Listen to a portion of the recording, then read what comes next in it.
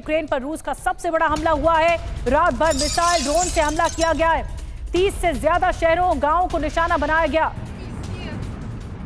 और रूस का यह अब तक का सबसे बड़ा हमला यूक्रेन पर बताया जा रहा है।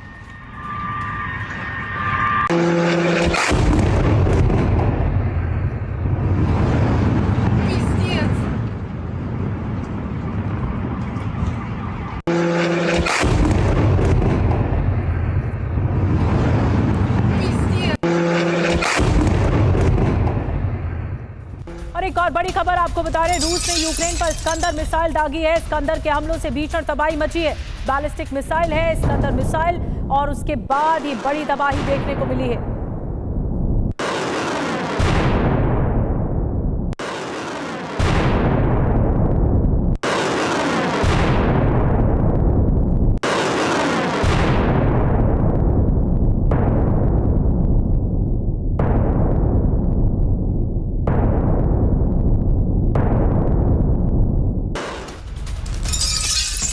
एक और बड़ी खबर, खार्किव में रूसी मिसाइल हमला हुआ है। रिहायशी इलाके में गिरी मिसाइल, आधी रात को हुए हमले में बच्चों की भी मौत हुई है।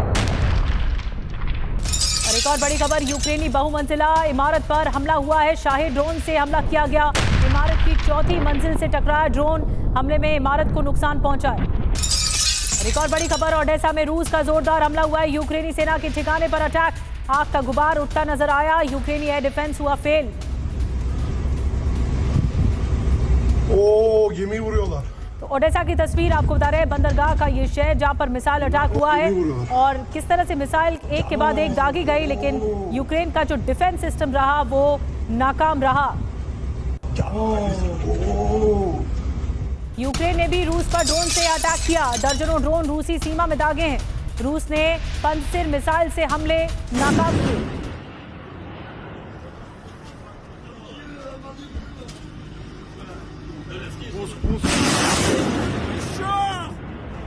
और इस वक्त एक और बड़ी खबर मिल रही है, हमलों के बाद लोगों ने बंकरों में शरण ली है। लोग अपनी जान बचाने के लिए दौड़ रहे हैं। कीव में अंडरग्राउंड मेट्रो स्टेशन में लोग पहुंचे हैं। सैकड़ों लोगों ने मेट्रो स्टेशन में रात गुजारी है। तो कीव के हालात बहुत ज्यादा विषम है। तस्वीरें आप देख रहे हैं, लोग स्टेशन पर रात गुजार रहे हैं। अंडरग्राउंड उन्होंने शरण ले रखी है।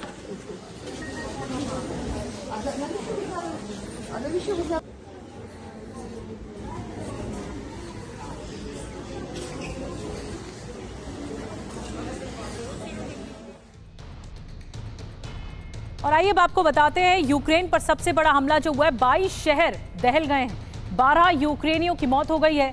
69 मिसाइल से हमला हुआ है। 298 ड्रोन से अटैक हुआ है। 47 मिसाइल इंटरसेप्ट की गई हैं। 298 ड्रोन इंटरसेप्ट किए गए हैं। सुमित चौधरी हमारे साथ मौजूद हैं। सुमित, ऐसा लग रहा है कि ये सबसे बड़ा अटैक है यूक्रेन पर 2022 के बाद से, जब पहली बार ऐसा हुआ था।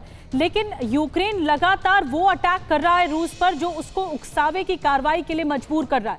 बार बार रूस इस उकसावे के साथ आगे बढ़ रहा है कि वो यूक्रेन को खत्म कर देगा या तो पूरी तरह कब्जा कर लेगा। देखिए, बिल्कुल अगर आप देखें कि लगातार यूक्रेन की तरफ से जो रूस पर अटैक किए जा रहे थे वो स्पेसिफिकली अब मॉस्को को टारगेट करके किए जा रहे थे। हर रोज हम देखते थे करीबन जो 150-200 ड्रोन यूक्रेन की तरफ से दागे जा रहे थे, खासतौर पे रूस के इलाकों में। उसमें ज्यादातर करीबन 40-50 ड्रोन मॉस्को के इलाकों पे थे। मॉस्को या फिर क्रेमलिन के पास कह लीजिए, इंटरनेशनल एयरपोर्ट कह लीजिए। लेकिन जो 20 तारीख को हुआ, यानी जो लगातार कहा जा रहा है कि जब कुर्स्क के अंदर व्लादिमीर पुतिन रेकी करने या फिर वहां पर अपने सोल्जर से मिलने आए थे, तब उनके हेलीकॉप्टर को अटैक करने की कोशिश की गई यूक्रेन की तरफ से। और शायद वो एक कह सकते हैं कि रेड लाइन थी जिसको क्रॉस करने के बाद अब ये रूस मान चुका है कि उसे अब यूक्रेन के सारे कमांड एंड कंट्रोल सेंटर जो ड्रोन अटैक के लिए बना रखे हैं उसको टारगेट करना पड़ेगा। तभी वो इस थ्रेट को, यानी इस खतरे को लगातार हैंडल कर सकते हैं, क्योंकि ये बड़ा खतरा अब रूस के ऊपर बन गया जो यूक्रेन लगातार अटैक कर रहा था। जी, बड़ी बात है। और एक सबसे बड़ा खतरा यह है सिविलियंस पर है कि वहां पर भी अटैक हो रहा है। लोगों में दहशत है,